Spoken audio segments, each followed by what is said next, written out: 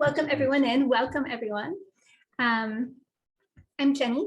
Welcome to our Immersive Denver first Immersive Espresso of this year. I think most of you in this room from some of the wonderful familiar names and faces know this, but Immersive Denver, we are a community organization seeking to connect Colorado's experiential creative community, tell the story of regional immersive, and advance efforts around performer and participant safety, agency, and access. This is Immersive Espresso. It's a format of just short talks and conversations with folks in or around the regional immersive community. Today, we're really excited to have John Wenzel here with us, an awarded Denver Post reporter and critic at large. He, in the past decade, has covered comedy, music, film, books, video games, most of pop culture that there is to cover at the Post, and written a book about tracking some of that. Many of you probably read his recent piece in the Post around immersive, and that's exactly where we wanted to open up this conversation. We know the question of what is immersive and what the kind of Denver scene and identity around immersive has been a conversation in this community. So we're excited to get to talk with John a little bit more and also have a chance to have a dialogue with folks who are living and breathing and working it. I guess really quick, well, first of all, thank you to those who donated for this event. And we are a volunteer organization, so all of that goes right back into our costs like website and other things. Speaking of the website, we are overhauling it. So there are a few things on here now. You can find past Immersive Espresso editions, and you will be able to find this one afterwards. That's at bit.ly/immersive espresso with a hyphen. COVID reopening guide is on there and a few other things, but hopefully more of them will be back soon if you've been looking. And I guess very last kind of general housekeeping. If you have an immersive production going on in June or July, we want to know about it. I mean, in general, we want to know about it, and we'll get you in our production newsletters. Those of you who maybe don't know Immersive Denver, we do newsletters, monthly general production listings, and then monthly also a creators edition of opportunities and resources. I'll post a link in the chat after if you're not getting those and would like to. It's really easy to sign up. But we always want to know what's going on to be able to help share out to the community. But especially in June and July, we really want to know about it because we're launching a pilot of an interactive map. So for that, we'd like to help direct people to your things going on in June and July. So you can send an email to hello@immersivedenver.com. I'll post that in the chat as well. And then this is our first Immersive Espresso, but we will be doing a series of show talkbacks in concert with the Denver Fringe Festival. So Denver Fringe is June 24th to 27th. You can find more at denverfringe.org. So we'll be doing talkbacks after some of those shows about just kind of, lessons learned and interesting things. But we'd love to do that for other productions going on as well. So always happy and excited if you'd like to be able to connect and tell people about your work and some of the interesting things that you're finding in it. For today, I'm about to kick it off to David and John. You can always at any moment at the bottom of the screen, I think most of you know quite well, too well Zoom at this point, but you should see a chat option or a more button with 3 dots that you can click on to access the chat. So questions, feedback, thoughts, comments at any time in the chat while they're talking. We'll definitely open up to voice and video question and answer at the end. Honestly, I think, if we mostly keep microphones on mute, except when you really want to jump in, have something to say, I'd also almost say you could probably just pop in as well as part of the conversation. But leave that bit to John and David to decide. So without further ado, David Thomas of Immersive Denver and John Wenzel. Awesome. Hey, John, thanks so much for doing this. Your article was thought-provoking. Yeah, thank you. Thanks for having me. Yeah, and I just to start off, you write about a lot of different things. What was driving you to want to write about immersive, I guess, 2 weeks ago or last week? It was really just the avalanche of stuff. Obviously we've been hearing that term in the industry, in the media, in the public for, 5 or 6 years now. I think, that's the first time I started hearing it 5 or 6 years ago. Maybe a lot of sort of lay people, regular non-art and entertainment and events industry people. But it was really just an avalanche. And just before the pandemic began, it had so much steam as a category. And, the pandemic put a pause on it, but there was still stuff that was coming here. Carne Arena, which opened its national tour at the Stanley Marketplace. And Theater of the Mind was supposed to open, David Byrne's first, piece set on Denver, immersive multi-technology piece. So now that things are open again, starting to open again, I just thought it would be interesting to just play devil's advocate and talk about the marketing term versus the substance. So for anyone who didn't have a chance to read it yet, and you should read it, it's a great article. I mean, can you give us a quick summary? I mean, John, what's your opinion about what's happening in immersive with Denver? Well, I'm not an art critic. I'm a pop culture writer. I'm an entertainment writer, but I am a pop culture critic. So I tried to find a good balance in critiquing it, but also not trying to pretend I'm Ray Mark Rinaldi, who is the Denver Post's fine art critic and an excellent one at that.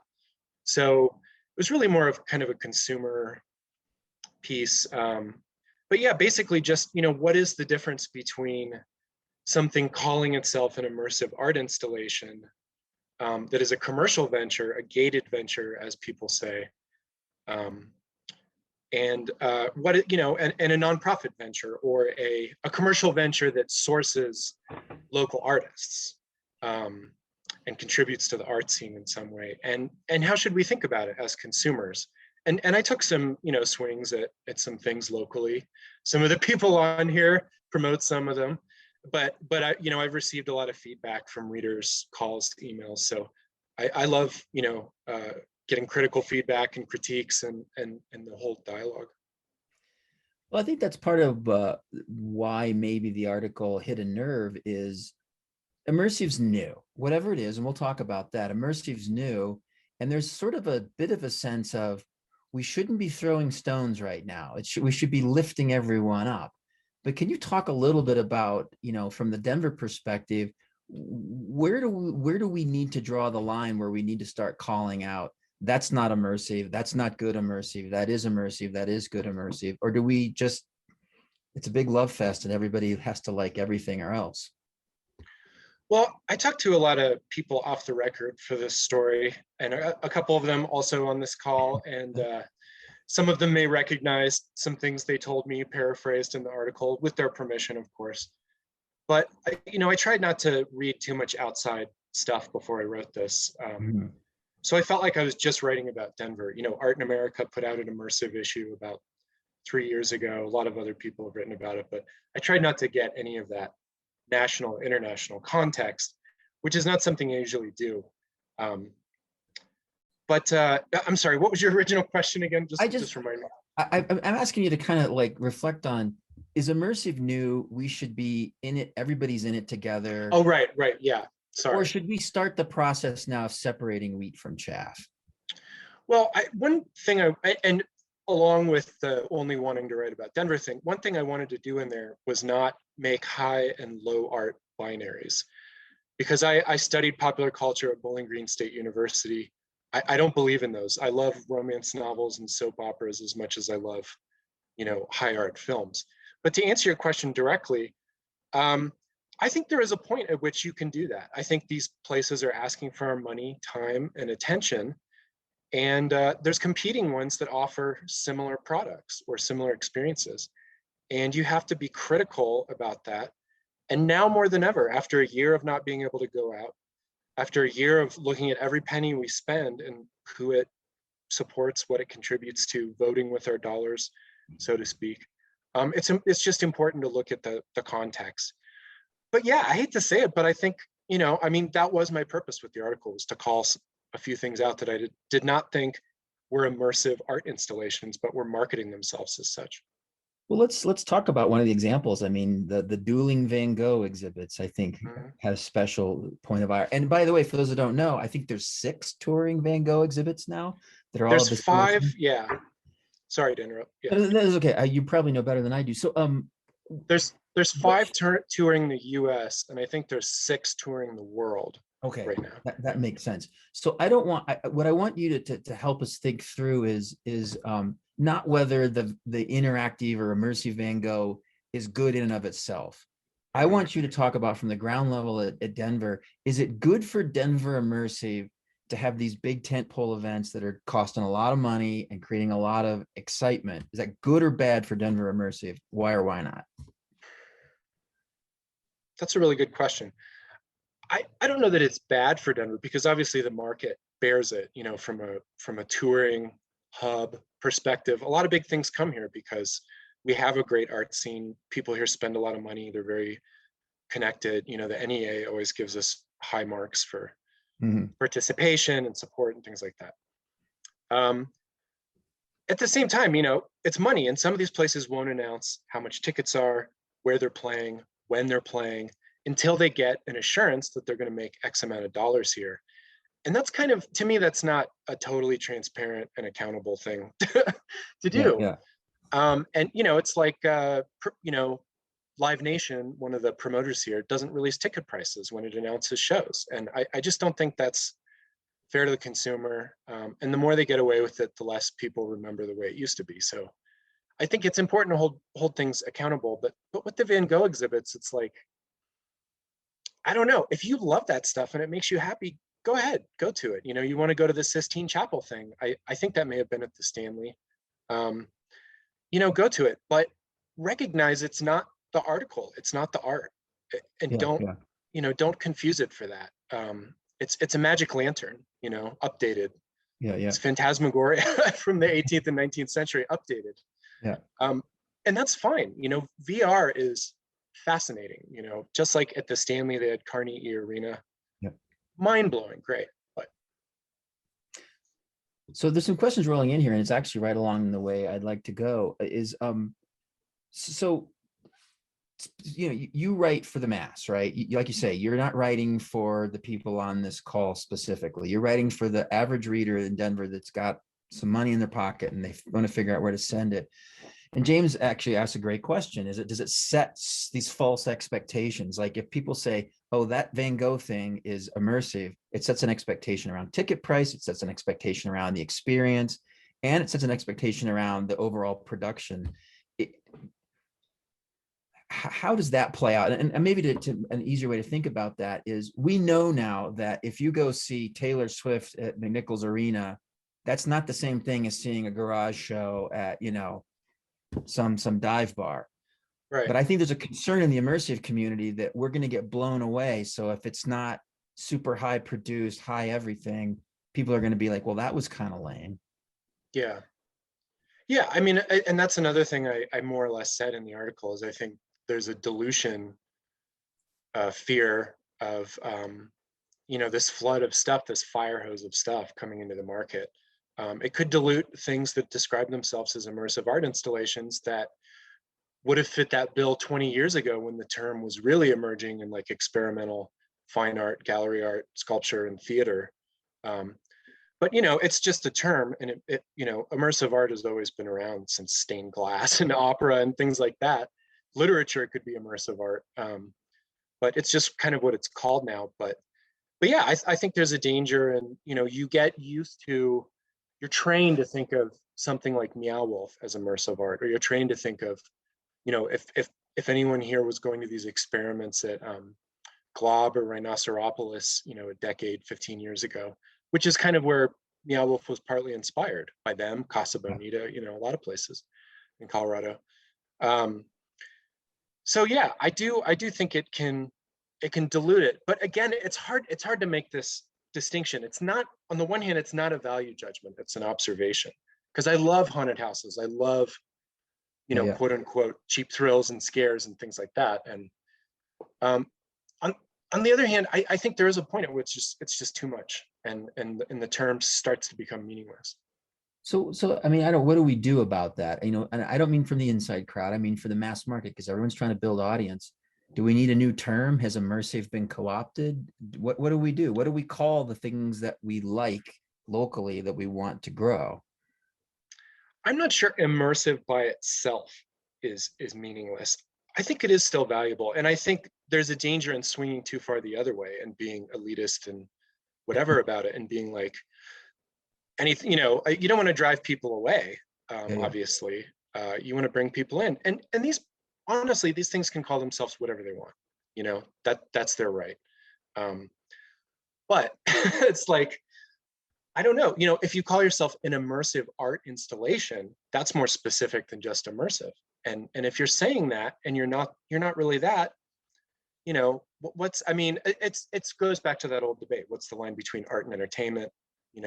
some kind of money has to support both ways, some kind of patron, some kind of revenue. So yeah, I don't know. It's a tricky balance, but some things I've seen come to Denver just make me laugh. I'm like, that's not, effing immersive. That's a joke. Well, since we were talking about Van Gogh, Bryant Palmer has a comment here, and he says he's working on Van Gogh Alive, so he's biased, and he says, but the event's going to bring in thousands of people to the Stanley, and they're also going to shop and experience all these other local businesses, and so from a Stanley perspective, that makes a ton of sense, right? Who cares what it is? People want to pay for it. They want to go. But let's take the next step. I'm a local producer, right? How do I capture some of the audience that mom and dad from Highlands Ranch come to Immersive? Now, how do I get them to come to my family event? Yeah. Well, I think it's about cleverly kind of managing up with the term in a way. It's about trying to evolve it and add to it and market it intelligently. And I'm not a marketer or a PR person, so I'm not exactly sure how you would do that. But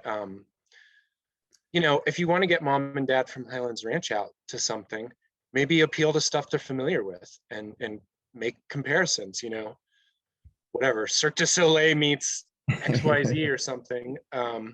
You loved it in Vegas and now it's in Denver.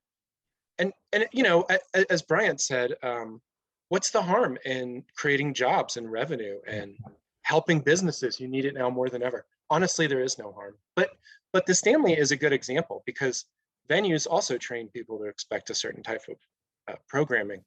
And I would say the Stanley has run the gamut. They have stuff that I don't love, like the Sistine Chapel and Van Gogh, which, by the way, Van Gogh, sponsored by the Denver Center and the Denver Post. I have nothing to do with it, but it's that's going to benefit nonprofit arts orgs too. So, but the Stanley has had that stuff. They've also had Camp Christmas, which Ray Rinaldi reviewed glowingly. They had Carne and Arena, which is one of my top 5 cultural experiences of all time. I would put that on par with Hamilton and the Louvre and stuff. Like unbelievable experience. So I think they've trained people to know that they do interesting things. Whereas if you're going to Sculpture Park every other weekend to sit in a baby pool and watch a movie and get drunk, like, is that an immersive art installation? Like, I don't think it is. Dressing up like Harry Potter for a brunch, that's just brand flogging. Yeah. Well, maybe turn the question then toward, closer to your specialty, which is you're a pop culture reporter. You cover this stuff. What catches your eye? Maybe use some positive examples of some local things that you're like, I knew from the first time I heard about that, I wanted to write about it. Just to help the community understand a little bit more, like what sells outside of our art brain. Yeah, well, Meow Wolf, obviously. Yeah. They're doing gangbusters business and investment. And, as some of the folks I talked to for this article told me, they think they've scaled up kind of ridiculously fast. But at the same time, the Vegas thing just opened, Omega Mart. That's been sold out every day since it opened. Denver's going to announce their theme and open later this year. So I think that's absolutely like a brand name immersive art. And I'm sort of,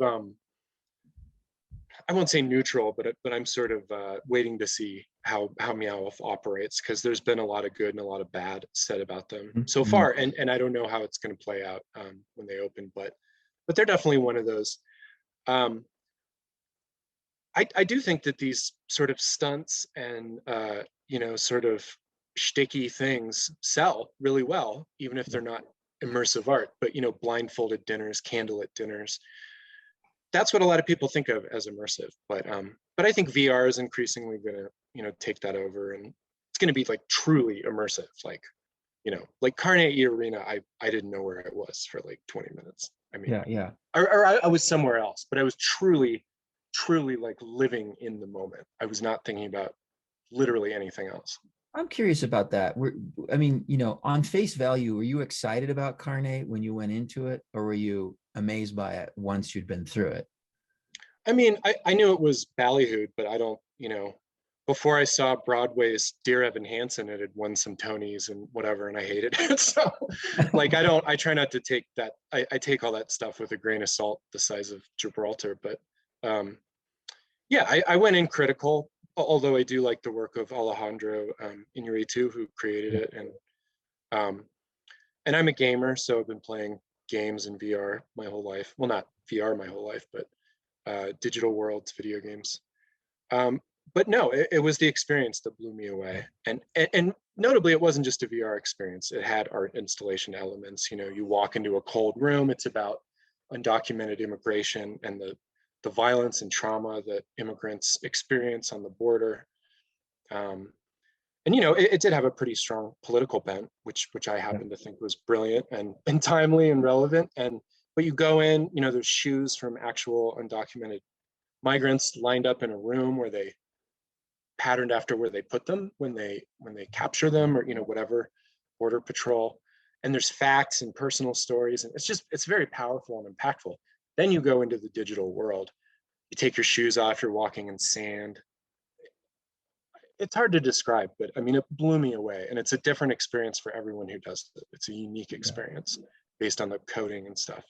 So, but does every immersive experience have to be that? No, it could, you know, I just thought seeing that the possibilities seemed endless to me. I was like, oh my God, this is brilliant. Yeah, I'm glad to hear you say that, because I had a similar experience in the sense that it wasn't appealing to me as an immersive topic.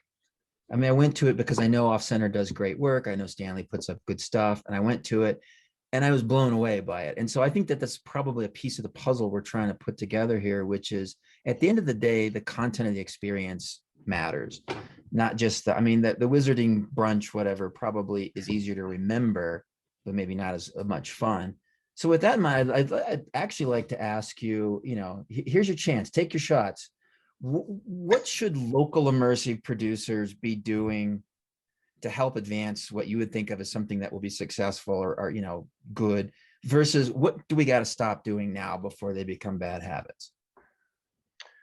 I mean, again, I'm reluctant to say we should stop doing things. I guess I'm just saying it's on the consumer to think about where they want to spend their money and what they want to vote for with their dollars, so to speak.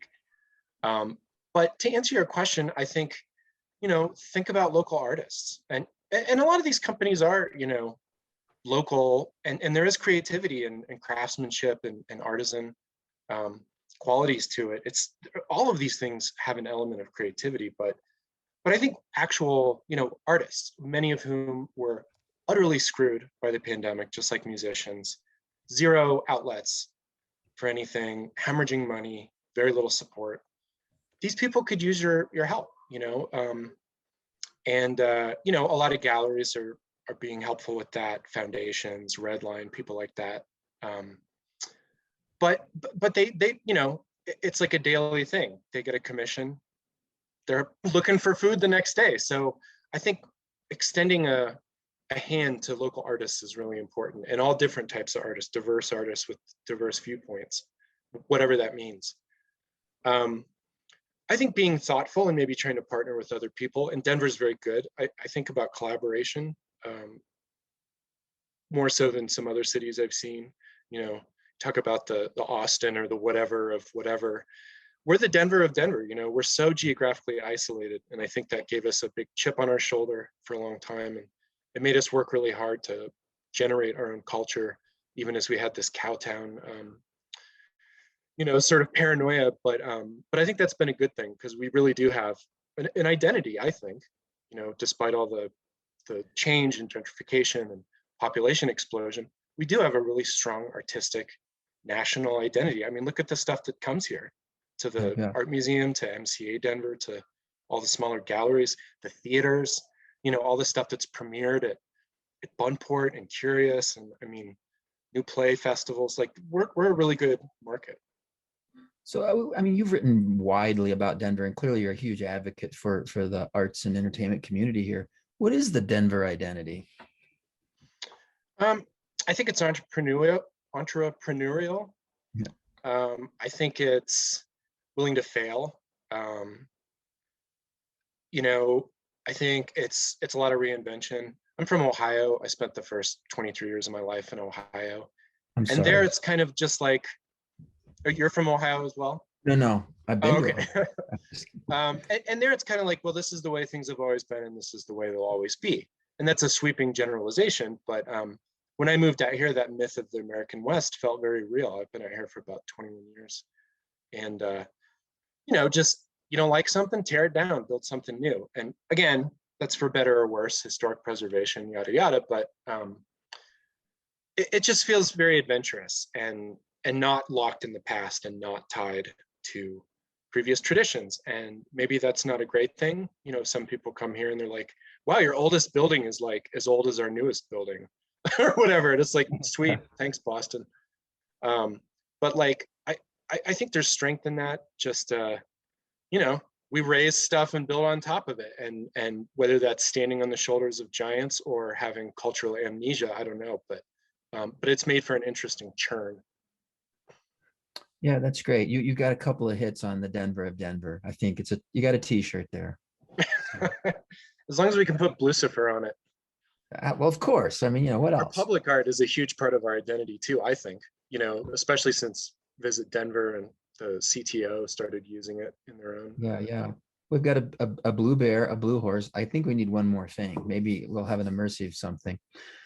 There's been some really good discussion in the chat. I would like to now open this up a little more widely to more intelligent and erudite questions, and I have summoned. But is anybody? You can type in the chat. I'll be happy to read them. Or if somebody wants the podium, grab the mic. You're all you're immersive people. Immerse in the interview. Yeah, I'm sorry. I haven't been paying attention to the typed messages. So anyone feel free to remind me what it said. There's been a good conversation about several things there. Let's see here. Okay. There's been a lot of conversation about the Van Gogh. I think that the Van Gogh exhibit has become an interesting lightning rod because on one end, it can be a really wonderful, immersive way to present that artist's work. Mm-hmm. And on the other end, it's a runaway cash grab by fly-by-night production companies trying to just, get your money. And from the consumer perspective, I think people aren't clear what's going on. And I think from the immersive community, I would characterize it as, hey, a ticket's a ticket, right? If people are spending money on arts and entertainment, that's good. We'll try to get the money to divert to things that we care about, but it's better than them spending it on sports in a certain sense. Yeah. So I think there's something there that there's nothing inherently wrong with Van Gogh. I think it's just become a case study. And in a way, not a very interesting one. I mean, Van Gogh is the cliche of fine arts, right? There's nothing wrong with his work. It's just like everybody's seen it. Hey, look at it. It's like, it's like doing another 10 Commandments or something. It's like, ooh, love that public domain copyright-free material that has been on every dorm room wall for the past 50 years or whatever. Exactly. But or by contrast, Ray Rinaldi, the Denver Post fine art critic, he wrote a review of the new Salvador Dali exhibition at Denver Botanic Garden. And that's another, name brand, some would say generic name brand painter, 20th century surrealist. And, that's not marketing itself as immersive, but that's the original article. Those are his works or works of his, out of his studio signed by him or whatever. But to me, that's, intent matters. And people who are trying to commercialize your time, that matters, I mean, it is cool if you want to go see Van Gogh and support the Stanley, or you want to go to the pavilions and see Distortion's Monster World or their Earth Day exhibit, and then go to a restaurant or something. I think that's great. It's just, if you really want to support working local artists and arts nonprofits, some of whom have been living on donations, SCFD money, foundation money, that's a different thing. And again, it's not a light switch. There's a spectrum here. I don't want to be binary about it. I think you can love a lot of different things, but but there is a difference. I think Amanda is talking about how the term immersive reminds me of alternative, and how alternative basically became the least alternative thing in the world. It was just another mainstream marketing category. I think, Amanda, that's perfect. I think the underlying question that everybody's struggling with is Denver's scrappy, Denver's innovative. There's not a lot of closed doors, right? But audience building is a nightmare because everybody's spread out. it does seem like that sports and big tentpole entertainment draws the dollars. We don't have really good access points for a lot of emerging or smaller arts. And I don't know, in your long view of Denver, what do we got to do? It seems like we close art districts as routinely as we establish them and build condos. Immersive's got a chance. How do we establish some sort of a beachhead of immersive so that people know, oh, it's worth spending $20 down this dark alley because it's going to be cool? Yeah. I mean, I think that's a great question that also applies to the larger arts and culture sphere, commercial or nonprofit, is how do we prevent a boom and bust, which Denver is so well known for, and that I don't think we're out of the woods yet. I mean, downtown is struggling mightily right now. And I think Hancock's administration just this morning announced a campaign, maybe with the BID, but I think honestly, who knows, in 5 or 10 years, my article could look ridiculous because somehow immersive art that privileges entertainment and mainstream names and brings people in, kind of like Star Wars did at DAM or Lego did at Museum of Nature and Science, might be that bridge.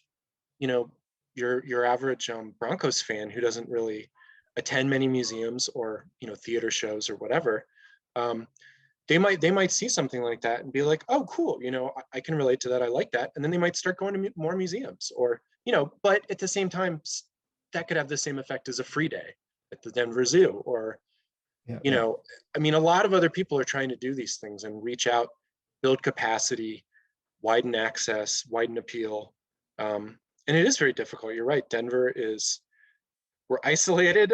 As great as SCFD is, there's also extreme competition. There's not always a spirit of collaboration. So there are a lot of headwinds. I think you're making the argument that, most people would say Hamilton's not bad for Denver. Hamilton brings more people to the theater and there should be a trickle down in a certain sense. Which brings me back around to Meow Wolf. And I know we're all just reading the tea leaves. I mean, first of all, they actually have to open. Right. And maybe they eventually will. But what's your crystal ball say? Is Meow Wolf good for Denver, or does it become somebody else's amenity in Denver that's sort of a drive-through? People come, they go, they don't care about Denver Immersive. I mean, do you have any sense of is Meow Wolf going to be a stimulation of arts in Denver, or is it going to be I don't know, the opposite of a stimulant? Well, in some ways it already has been. They've poured hundreds of thousands of dollars into the local market, sponsoring exhibitions, sponsoring publications, and it's all in their interest. Of course, they're marketing themselves. They're trying to get in good with the arts community and seem authentic. But like I said, I remain ambivalent about them. A lot of what they've promised or said has yet to be proven. They've obviously proven to be great for Santa Fe and New Mexico in general. Their state tourism board and governor's all behind it. They've become a huge revenue generator and tourism draw. But Denver is kind of a different place than Santa Fe. And I've spent a lot of time in Santa Fe, and I love the House of Eternal Return. But, I think Denver, especially the downtown area, especially the sort of general city and county, could benefit a lot from tourists who come in to see Meow Wolf. Because if you're interested in Meow Wolf, maybe you're a college student who just wants to come have like a legal weed weekend or something because you live in Minnesota. Or maybe you're someone who's like, well, I'll hit that, and I'll hit the Denver Art Museum, and I'll hit some Golden Triangle galleries, and I'll hit, the Lakewood, I think it's 40 West, Art District, and I'll do a Google search on art districts, and I'll, if there's a modified art walk somewhere, or whatever, or just they're just west of downtown. Let's stay downtown. Let's go to some restaurants. Let's see a concert. Let's go to Comedy Works or something. So I don't know. I'm not sure if that's answering your question. I feel like I'm babbling a little bit, but no, I think it could be good. Complicated question. Yeah. It has yet to be proven. They had some discrimination lawsuits. They tussled with union formation. They had to lay off half their staff last year. So they've got some challenges too. Yeah. Well, and what I hear you saying, and I think that the advice I would pull from that is Meow Wolf's going to Meow Wolf, right? And I think they've got a bottom line and an aesthetic that they want to promote. it's really up to the local arts community and the local immersive community to leverage that how they can. I mean, in a sense, Mm. the touring, company of Hamilton doesn't owe local theater anything. I mean, they could do it if they want. They can offer workshops or whatever, but it's really up to local theater to capitalize on the energy that a big tentpole brings. So, and I think that we're still we're still in the very entrepreneurial stage in the immersive world of trying to figure out what that is. And I mean, big props to things like places like Off Center or the Stanley that have tried to become consistent places to say we do immersive. Where else would you like to see it go? I mean, what would help us? Do we need something in Colorado Springs? Does Boulder need a place? Do we need a full-time immersive theater in Denver? I mean, as a critic, what would you like to see? I always joke, immersive should do more so I have more things to go to. What would you like to see happen? Um, I think we're pretty full up on touring exhibits and commercial exhibits and brand oriented exhibits. Again, not that they're all bad or not fun, but I would like to see more innovators and pioneers get their due. Whether that's, an artist collective, Frankie Tone and some other people, Redline backed people did a queer haunted house last year. It was designed as in a structure, and then they did it into a site specific drive up installation thing. That was immersive from your car. And then they had a VR app or a smartphone app, and then there was a VR program you could purchase. Brilliant. That was brilliant. You know, does the art resonate with you? Do you like it? It was a queer haunted house because it's the horrors are the binary, which I thought was brilliant. You know, that's up to you. Does it speak to you? You know, do you want to walk through Rainbow Militia's house that's soon to be demolished, but that's been made into its own quasi house of eternal return with live performances? You know, I think the really interesting stuff like Control Group, which we love and have reviewed very well in the Denver Post. I would like to see that stuff get bigger. I would like to see more support for that stuff because I think it's good enough and it's interesting enough that it could really speak to a lot of people if it can get bigger venues. But I'm not naive. I know necessarily that experimental and underground stuff, you know, is called that for a reason. So I guess that's where I'd like to see it go. I'd like to see more stuff from the local theater community, the local, you know, circus arts community. I mean, stand-up, which I cover a lot, stand-up comedy, they do interesting stuff with immersion too. Interesting experiments with different formats and venues, which is something I've written about, taking it out of the comedy club. You know, maybe more festivals embracing this, Denver Film Festival and Boulder Film Festival. Boulder last year, 2 years ago, had their first VR. Denver Film Fest has had it for a few years. I think Telluride is having it. So we've got you know, the from more the Denver festivals on here. Yeah, I think the more festivals it's at is kind of the more I don't want to say normalized, but you know, it just kind of gets people accustomed to the idea that this is something accessible to you. It's not arcane. It's not you know, highfalutin. Yeah, absolutely. Well, let me ask you this then. I won't ask you a marketing question, but I will ask you a journalism question. How do people get your interest? You know, and I realize journalism is a much more complex world than it used to be. But you know, if I got something and I'm trying to get the word out, how do I at least get a journalist to be interested? I think whether you're pitching me or someone at a only digital website, which there's a lot of great ones these days, or podcast or TV news or whatever, you know, first you have to give us a taste of it, include a photo or a video. If you can, it's not always necessary, but I love that. I like to get, you know, a sense of the aesthetic. Give us the details. Don't just be, this might be coming to some historic location that you don't even know about yet. And it's like, screw you, like, come on. Like, you know, give us prices, give us run dates, so we can plan for it. So it feels transparent and accountable, and it's not just some out of state, you know, out of the country company that doesn't really care about Denver's just trying to turn a profit. Some of it's timing. I hate to, some people aren't going to want to hear this, but you know, journalists are working harder than ever for less money. I certainly am. We used to have a critic for everything I cover now, and I'm the last GA arts reporter at the Post. I'm not complaining. I love my job, but Yeah.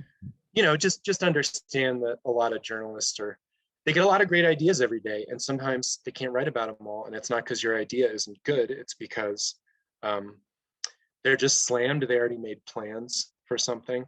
Also, don't be discouraged. You know, pitch again and again. It's easy for me to delete an email. It's hard for me to forget one that I've gotten 3 or 4 times.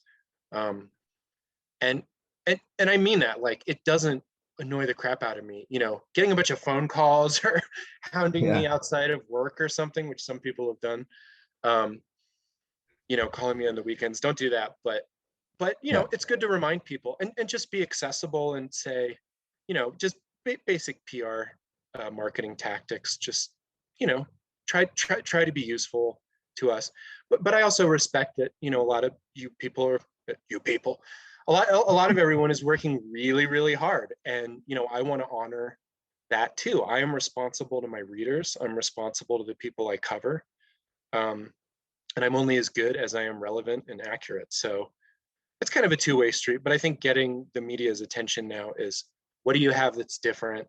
You know, or why is this part of a trend? Why is this an interesting trend? But yeah, give us a taste of it, you know, follow up, give us some details.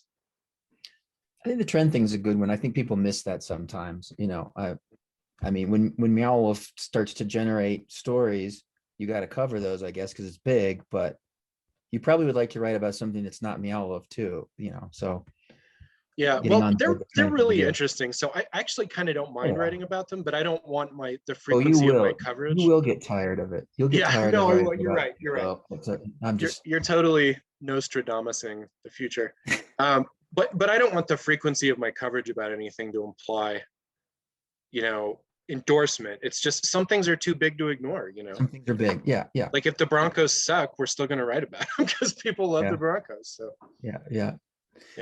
Well, we allocated about, you know, we always do like 45 to an hour. There's been such good conversation I have not been able to follow in the chat. James, Laura, you've had a lot to say. Does anyone have you want to come on the mic, make a comment, a question? I'd love to be someone on this video besides me. I just hate dead air, so yeah, asking John, questions. John, yeah, I can say something, David. Hey, how's it going? Hi, John. Thanks for the article and thanks for this conversation. I was just telling Jenny privately that this is the best conversation I think Immersive Espresso has done for a while now.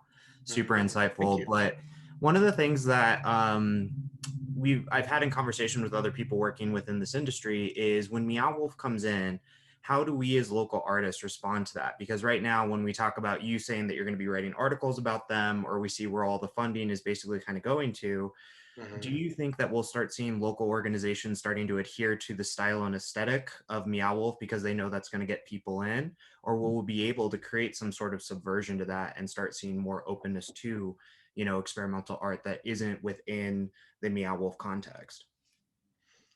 I think both. You know, I mean, I hate to sound pretentious, but I think it's a bit of an Ouroboros. Like, I think that, which I'm sure I'm mispronouncing, but I think it's like they source from the local artistic community and from their own, you know, recruitment in New Mexico and elsewhere. So a lot of the local artistic community, or some of it, you know, there's like over 100 local artists represented in their new Denver installation.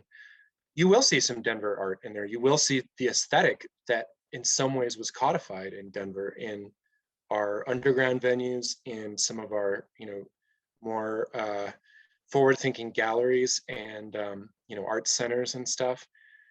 But at the same time, you know, Meow Wolf is sort of creating this favored class, a little bit of a class system. You know, we chose you, we're funding you.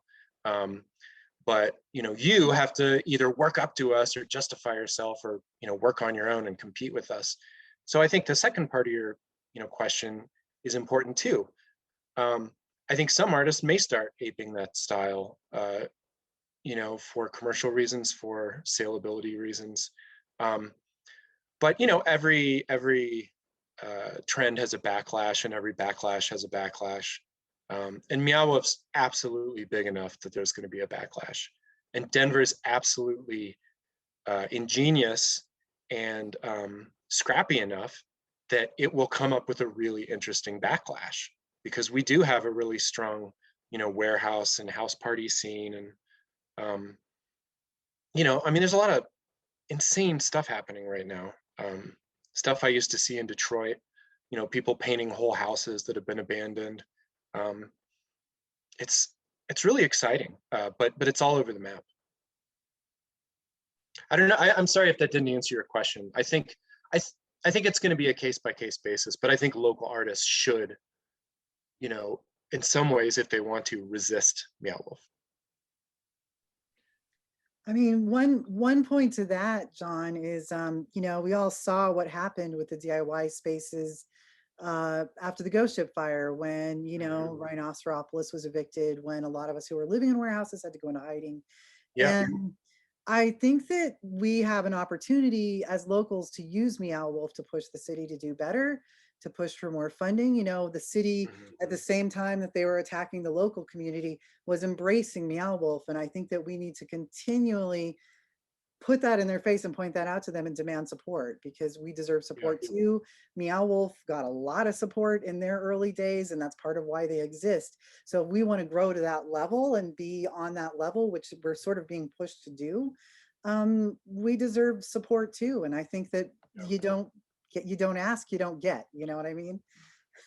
Yeah, and I mean, I think I'm on the hook here too. I can't only write about Meow Wolf. If I want to myself support and encourage interesting and different things, but again, Meow Wolf's not all good or all bad. It's just, there's a lot to be proven. It's a really interesting organization, and they are really changing the playing field. But if I'm not going out of my way to find new things, to be open to new things and receptive to new ways of thinking, then I'm not really doing my job very well. So and there's not a ton of other bespoke arts critics in this town. There's a lot of people who do great writing and good work, and but a lot of these digital spin-offs don't have many arts people. And so I think it's, like I said before, it's kind of incumbent upon me to not just dismiss things out of hand and try to keep an open mind. I just think it's incumbent on all of us to not let Meow Wolf suck the air out of the room by being silent about it. And I have really seen there's a lot of feelings in the community about Meow Wolf, both good, bad, and full disclosure, I'm involved too. So, but I think that the important thing is that artists here, have had the sort of this bi-coastal envy kind of thing for a long time, where we've sort of undersold ourselves, and we're as good as any place else. That's why Meow Wolf came here. They came here because of us, not despite us. So we need to let that infuse ourselves with the power and energy of being able to stand up and say, hey, City of Denver, we demand certain things, Yeah. And historically, we always haven't had good luck with that. But I think that just using Meow Wolf as that sort of cudgel with the city, hey, are you going to support something local, is a tactic that we can take. Yeah, hold them accountable. And and to David's questions about identity, I'll just say real quickly, I don't want to take away everyone's chance to ask question, but I make a big generalization about Colorado too, but the art scene, it feels different. Down south in Trinidad, you see a lot more Cocopellis and stuff, earth tone and pink and blue. In the mountains, you see a lot more kind of Frederick Remington type stuff, and rich people costumes. And on the plains, you see a lot more landscapes and traditional stuff. I mean, what's out there, there's not a ton just because of the lack of population density, but there are galleries, there are artists. And on the Front Range, you see different stuff. In Fort Collins, it might be, I don't know, a little more younger skewing because of the college population there. So I kind of lost my train of thought. Sorry, but yeah, I think the identity is changeable, is not amorphous, but malleable. But yeah, in terms of keeping Meow Wolf accountable, absolutely. Yeah, great comments and questions. Anyone else want to grab the mic? And thanks, James and Lori, for getting me off the stage. Well, Well, while oh, you're, sorry. yeah, I did no, have one more let's just, question. please go. And John, this is kind of just based on like, you know, conversation and feedback that we have, but do you think that like normal audiences, like having access points be like the Lego or the Van Gogh or Meow Wolf, do you think that's going to set unhealthy expectations for the smaller independent underground kind of performances that we're going to need to create these bigger experiences? Or do you think that, you know, like how are we going to be able to leverage that? Because what I'm concerned with and what I'm worried about is me as a small independent creator is going to be competing with those things rather than competing just in the audiences. And I don't want to create, you know, a Meow Wolf. I want to create these smaller intimate experiences. So how do we make sure that those funnels work correctly so that that does create an opening opportunity for that? I'm not sure I have a satisfactory answer for that. Again, I think in some ways it's a case-by-case basis, depending on your timing, what you've got, what people are receptive to. But in some ways you don't know until you throw it at the wall and see what sticks. But I think there is that danger that people will expect everything to have a, you know, Lucasfilm or Hasbro sheen to it. I hope not. But, you know, there is artistry in those things. I mean, Ray Rinaldi reviewed the Art of the Brick thing. He really liked it. There was some interesting, you know, I reviewed Star Wars costumes. You know, the fashion world in general absolutely is worthy of fine art attention and public attention and entertainment dollars. You know, everywhere you look, there's creativity. But, you know, if you, I don't want to say go down a step from DAM, but, you know, a smaller institution, let's say you go to Kirkland or Clifford Still, which someone else mentioned here, also excellent places that Meow Wolf tourists might go to. You know, do those set expectations for other museums and galleries?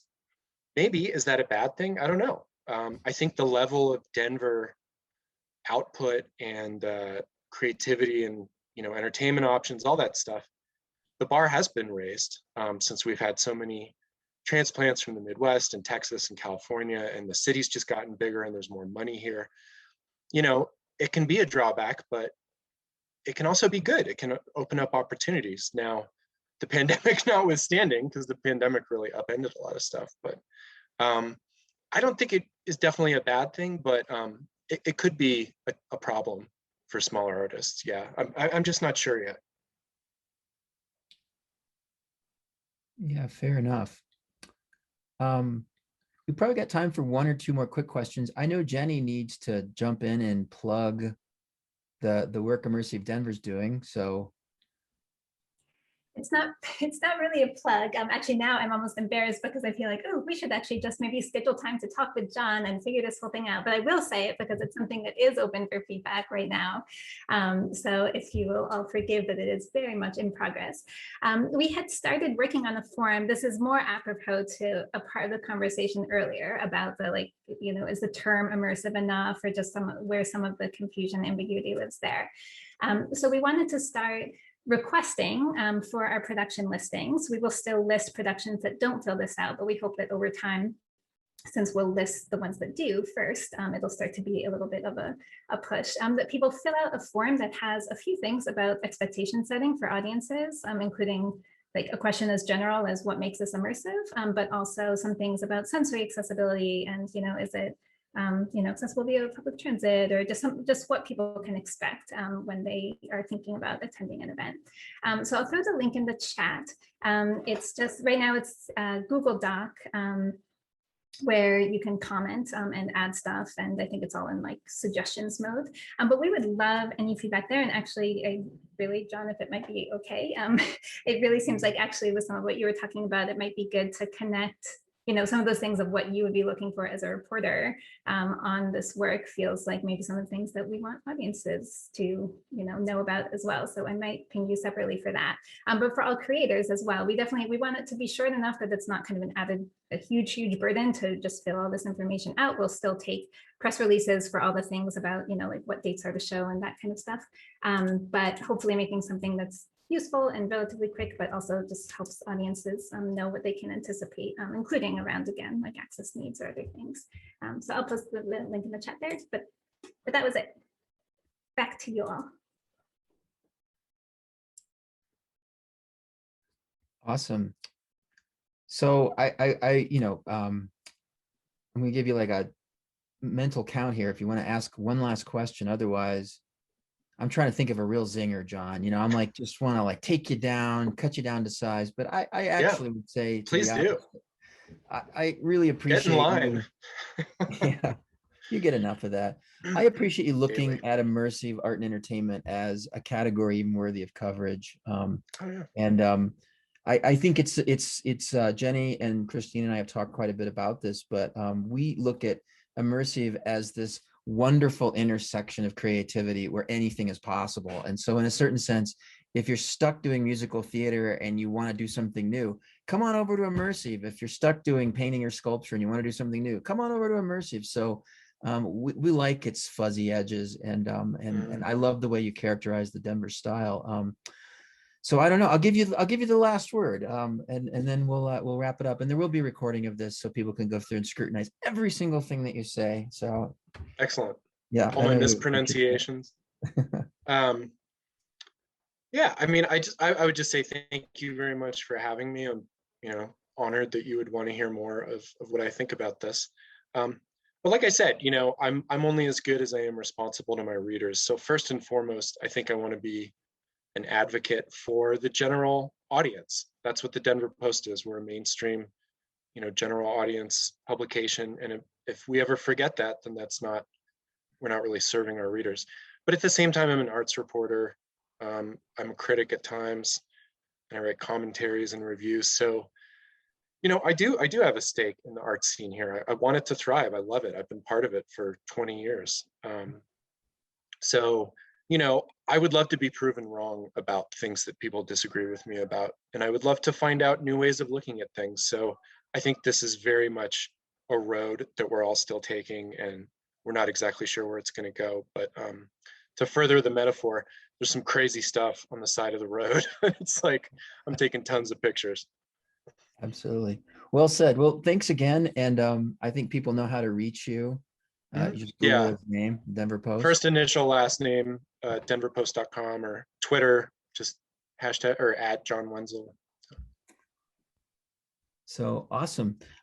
Thanks everyone else for coming. Immersive Denver lives to kind of play a partner role with some of the media, which is just getting the word out and letting people know what's out there. So it's only as good as your participation. So we appreciate you guys coming today, and we'll look forward to talking to you all in the future. And with that, it's a wrap.